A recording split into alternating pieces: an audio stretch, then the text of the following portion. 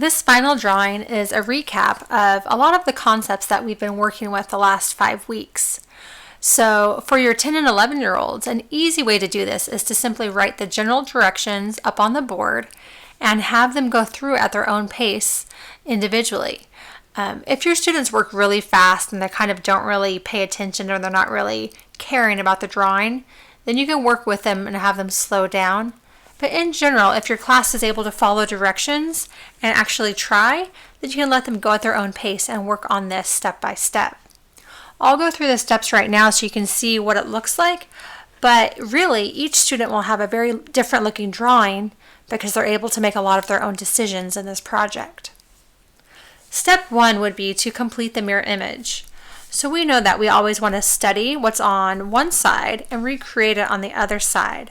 This means we have to go slow, look at the different angles and the lines, and even measure the lengths that we see. We want to make sure that the sizes are accurate.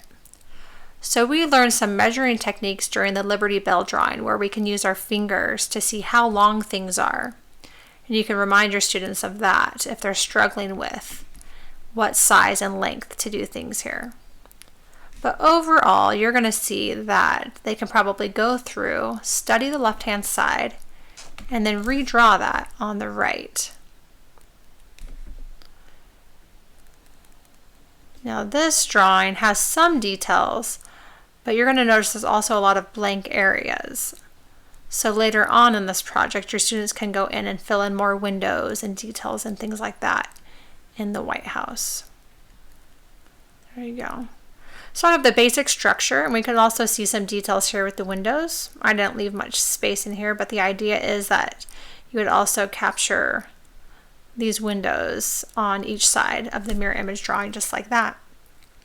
So you'd want to encourage your kids to be really slow and accurate and try and make it exactly the same on both sides. They have to study those lines really well.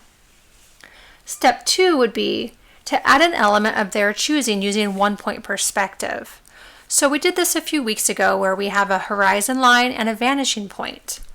So I would draw a horizon line here going behind the White House. And I could pick any point on my horizon line, even behind the White House, to do that vanishing point.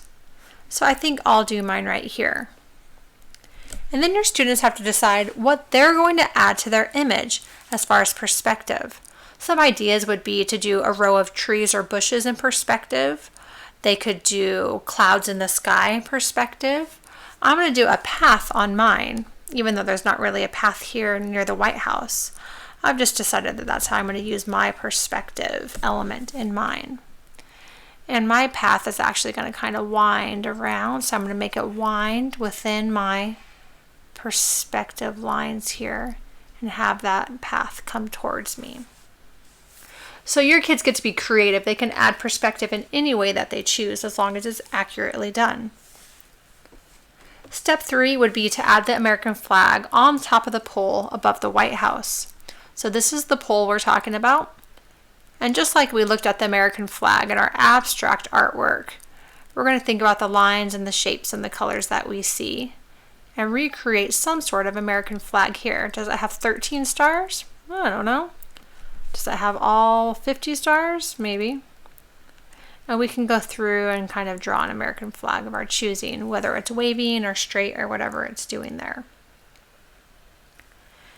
For step 4, you want to show them an image of the actual White House.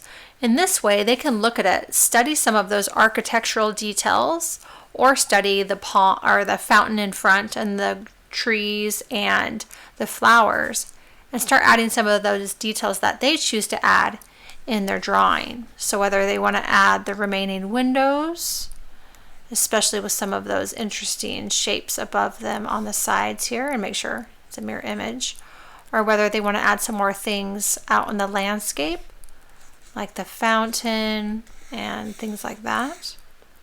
Or they can even be a little bit more interesting with it and add some background to it. Whatever they choose to do, they can fill in some of those details that they'd like to. And then lastly, we want to incorporate shading as well. But rather than just shading with pencil, we're going to be shading with colored pencil.